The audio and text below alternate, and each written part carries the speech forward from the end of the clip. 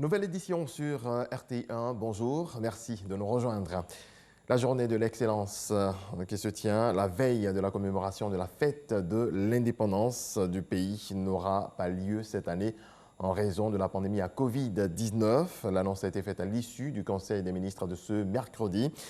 Le Conseil a également adopté une communication relative aux mesures à respecter par les voyageurs au niveau des aéroports de Côte d'Ivoire. On voit cela avec Jérôme Kofi Aboulin. Le Conseil des ministres ce mercredi 5 août 2020 au Palais présidentiel. Comme d'habitude, à cette occasion, plusieurs mesures ont été prises. Au nombre de celles-ci, on retient en prime l'ordonnance adoptée par le Conseil relativement à la répression de la commercialisation et de l'exportation illicite des produits agricoles. Cette ordonnance met en place un dispositif spécial en vue d'éradiquer le phénomène d'exportation frauduleuse des matières premières agricoles, notamment de l'anacarde. Elle prévoit à cet effet la confiscation et la vente immédiate des produits saisis ainsi que des moyens de transport selon la procédure judiciaire simplifiée. Comme autre mesure, au cours de cette réunion, le décret qui institue la Journée nationale du pardon et du souvenir et qui va se dérouler tous les 16 décembre à compter de cette année. La commémoration de la Journée nationale du pardon et du souvenir se déroulera le 16 décembre de chaque année, en souvenir de la journée du 16 décembre 2010, au cours de laquelle des affrontements entre militants et sympathisants des deux candidats du deuxième tour de l'élection présidentielle ont fait de nombreuses victimes devant le siège de la radio-télévision ivoirienne RTI.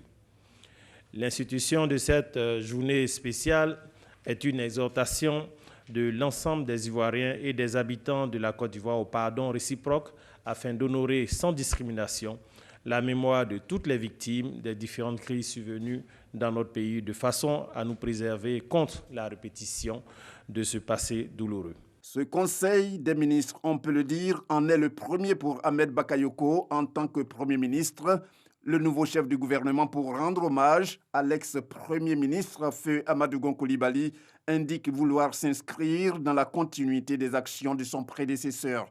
Excellence, Monsieur le Président de la République, il vous a plu le jeudi 30 juillet 2020 de me nommer aux hautes fonctions de Premier ministre, chef du gouvernement, ministre de la Défense, suite au rappel à Dieu de notre très regretté, le Premier ministre Amadou Gon Coulibaly. Je voudrais, avant tout propos, saluer la mémoire de mon illustre prédécesseur, mon illustre aîné, le Premier ministre Amadou Gon Coulibaly, dont l'ombre plane dans cette salle du Conseil où il nous a si souvent fait partager sa passion et son amour pour la Côte d'Ivoire. Oui, le Premier ministre Amadou Gon Coulibaly est irremplaçable dans nos cœurs et dans nos esprits pour la qualité et la chaleur des relations humaines qu'il a entretenues avec chacune et chacun de nous. Il nous a également tous édifiés par la loyauté et la compétence avec lesquelles il a servi son pays, la Côte d'Ivoire. Les valeurs incarnées par le Premier ministre Amadou Gon Coulibaly inspireront fortement notre action. Le président de la République, Alassane Ouattara, pour sa part, s'est dit très confiant en rappelant toutefois que le travail doit toujours être de mise pour permettre à la Côte d'Ivoire d'aller de l'avant. Je suis confiant qu'avec cette équipe dirigée par le Premier ministre Ahmed Bakayoko, chef du gouvernement, ministre de la Défense, que le gouvernement continuera avec la même efficacité et le même objectif de tout faire pour que ce que nous avons promis à nos concitoyens soit réalisé. C'est vrai que nous sommes dans une année électorale, mais cela ne doit pas nous divertir par rapport aux objectifs que nous nous sommes fixés. Ce qui importe, c'est le bien-être des Ivoiriens. Et je sais que je peux compter sur chacune et chacun de vous dans vos secteurs respectifs pour continuer l'excellent travail que vous faites. Le chef de l'État a aussi encouragé le nouveau Premier ministre Ahmed Bakayoko et l'équipe dont il est désormais le chef à œuvrer dans l'union et la concorde pour la mission qui est la leur. Et pour information à propos du calendrier du président de la République, selon le Conseil des ministres, le président Alassane Ouattara va effectuer une visite d'État dans le Morono du 9 au 12 septembre prochain. Le chef du gouvernement Ahmed Bakayoko rencontre un autre guide religieux après l'archevêque du diocèse d'Abidjan. Il s'agit de Cheikh Aïma Mamadou Traoré, guide de la communauté musulmane de Côte d'Ivoire. Abdoulaye Koné. Le Premier ministre et chef du gouvernement chez le Cheikh Aïma Mamadou Traoré. Ahmed Bakayoko est venu lui présenter sa nomination et solliciter des prières pour la réussite de sa mission à la primature. Je remercie infiniment Monsieur le Premier ministre pour cette visite qui m'honore et j'ai prié Allah subhanahu wa ta'ala afin qu'il le garde longtemps et avec beaucoup de santé et que la confiance que le président a placée sur lui, et cette confiance se renforce davantage. Et que Allah subhanahu wa ta'ala guide ses pas et couronne de succès tout ce qu'il entreprendra dans le cadre de cette nouvelle mission. Une mission que le Premier ministre place sous le signe de la continuité, de l'approfondissement de l'action gouvernementale, mais surtout de la paix en Côte d'Ivoire. Nous comptons engager des actions fortes pour que l'ensemble des Ivoiriens se retrouvent dans la paix. Nous avons un beau pays, nous avons connu une situation très grave par le passé et notre responsabilité, c'est de veiller à ce que, par la grâce des prières des guides religieux, nous puissions agir dans le sens de la cohésion sociale, de la paix, du grand rassemblement des Ivoiriens. La Côte d'Ivoire est une, elle est indivisible, il nous faut raison garder et regarder ce qui est essentiel. Et je crois qu'aucune œuvre de cette dimension ne peut se faire sans la force et les prières de nos guides. Avec les prières de toutes les tendances religieuses de notre pays, le Premier ministre et son équipe gouvernementale entendent relever tous les défis de développement du pays. Un atelier de vulgarisation des nouvelles lois sur la presse, la communication audiovisuelle et la publicité s'est ouvert hier à Abidjan, occasion pour le ministre de la Communication et des Médias, Sili Timoko Touré, d'inviter les professionnels à s'approprier ces textes de loi pour un développement harmonieux du secteur. On fait le point avec Issaïo. Une rencontre entre professionnels pour vulgariser et s'approprier des textes majeurs du secteur, de la presse et des médias.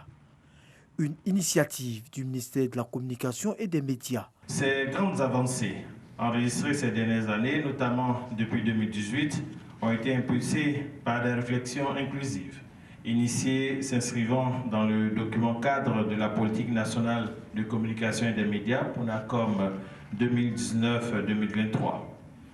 La PONACOM 2019-2023 a établi le diagnostic de la situation de la communication et des médias en Côte d'Ivoire.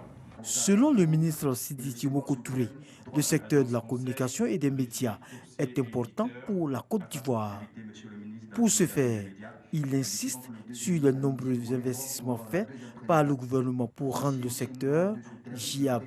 Au niveau du développement de la presse, l'aide de l'État a été revue à la hausse en perspective de l'élargissement des missions du Fonds de soutien au développement de la presse FSDP pour la prise en compte des médias audiovisuels et numériques ainsi que la prise en compte des questions du genre.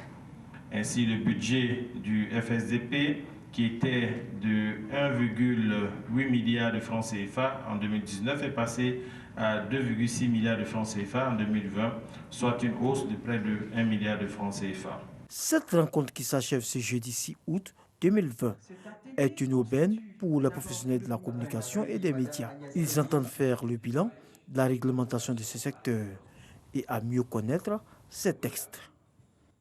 Le coronavirus poursuit sa progression en Côte d'Ivoire, même si le nombre de cas confirmés a baissé et que celui des guéris augmente. On note 56 nouveaux cas de Covid-19 ce mercredi, 236 guéris et 0 décès.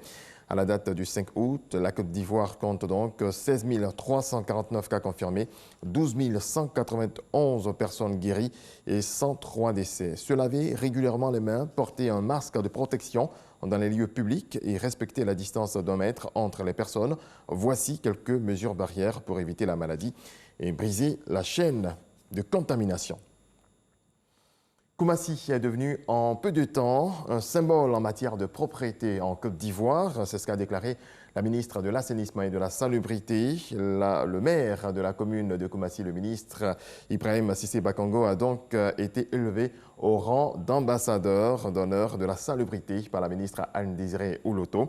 C'était à l'occasion du lancement solennel de la Semaine nationale de la propriété mardi. On fait le point avec Grace Kando. Les règles élémentaires de propreté et d'hygiène sont constamment foulées aux pieds. Ces propos sont de Anne Ouloto, ministre de l'Assainissement et de la Salubrité.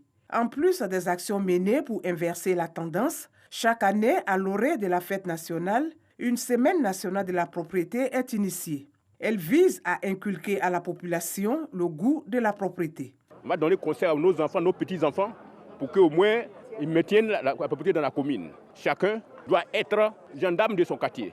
Pour la 5e édition de la Semaine nationale de la propriété, c'est Koumassi qui a été choisi.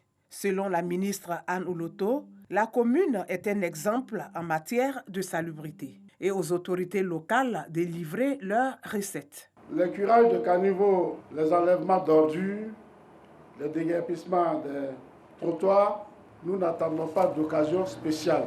Parce que tous les jours, nous sommes sur le terrain, jour et nuit. Tout ce que nous faisons est précédé d'une rencontre de sensibilisation. La propriété est un engagement citoyen pour la santé et le bien-être de tous, thème de cette 5e édition de la propriété. Ce thème intervient dans un contexte marqué par la pandémie du coronavirus. Sur la base des données actuelles, chers amis, la croissance économique estimée à 7,2% pour l'année 2020 pourrait être réduite de moitié pour s'établir à 3,6% dans l'hypothèse d'une bonne maîtrise de cette pandémie. Si notre pays continue de prendre les mesures qui sont en cours, eh bien, nous arriverons à ralentir fortement cette pandémie. Malheureusement, les conditions d'hygiène, de salubrité et d'assainissement, qui sont des facteurs clés pour assurer le succès de ces mesures, ne sont pas toujours respectées. Au regard de ce tableau, la ministre de l'Assainissement et de la Salubrité invite les populations à accentuer sans relâche les efforts en matière de sensibilisation et d'éducation au changement de comportement. C'est parti pour les inscriptions en ligne pour les concours d'entrée dans les établissements publics de formation professionnelle au titre de l'année 2020-2021. 10 000 places disponibles pour la préparation au CAP, BT, BTS, entre autres. Sephora Zegui. 10 000 places disponibles cette année dans les établissements publics de formation professionnelle. Ce mardi matin, le directeur des examens et concours a lancé les inscriptions en ligne. Pour s'inscrire, il est mis à la disposition des candidats un seul site internet www.formation-professionnelle.gouv.ci.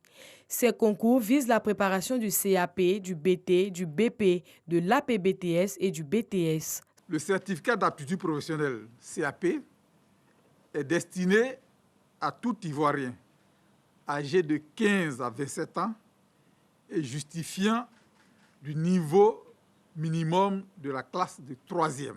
La durée de la formation est de 3 ans. Le brevet de technicien BT est réservé à tout Ivoirien âgé également de 15 à 27 ans et justifiant du niveau minimum de la classe de 3e.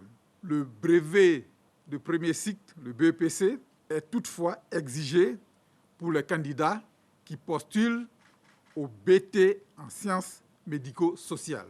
Outre les concours suscités, un concours est organisé pour les jeunes désireux de suivre une formation par alternance. Les concours pour la formation par alternance concernent le certificat d'aptitude professionnelle par alternance qui se prépare au centre de perfectionnement au métier de l'automobile de Vridi, dans les spécialités carrosserie, peinture, et au centre de perfectionnement au métier de bois de Koumassi, dans la spécialité menuiserie et ébénisterie. Cette formation, par alternance, dure 3 ans. 3 nouveaux établissements ouvrent leurs portes à la rentrée prochaine à Yopougon, Boisflé et Issia, avec de nouvelles filières de formation. Peut faire acte de candidature toute personne de nationalité ivoirienne âgée de 15 à 25 ans au plus tard le 31 décembre 2020. Débuté le lundi 3 août, les inscriptions prennent fin le vendredi 28 août dans toutes les directions régionales, départementales et les établissements publics de la formation professionnelle. Dans l'actualité internationale, le président français Emmanuel Macron est attendu aujourd'hui à Beyrouth, au Liban.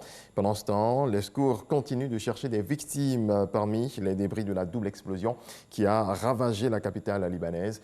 Des dizaines de personnes sont portées disparues. Merci de votre attention. C'est la fin de ce point de l'actualité. Très belle journée.